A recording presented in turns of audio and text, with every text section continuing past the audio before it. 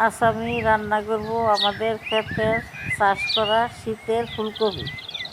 দেখতে পাচ্ছেন আমাদের ক্ষেতের কি সুন্দর তাজা ফুলকপি। তেলে ফুলকপি আলু ভেজে নিয়েছি, এতে শীতের ফুলকপির স্বাদ আরও বাড়ে।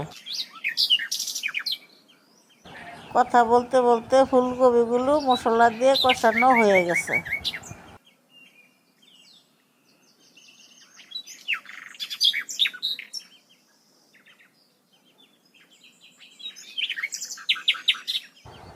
বিলের ছোট মাছ দিয়ে রান্না করেছি ফুলকপির তরকারি।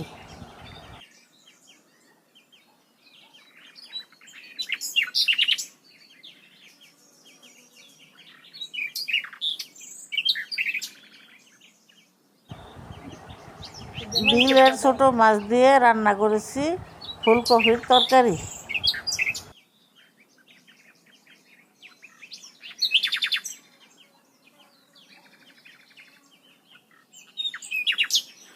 আমার ক্ষেতে লাগানো ধনেপাতাগুলো দিয়ে দিলাম।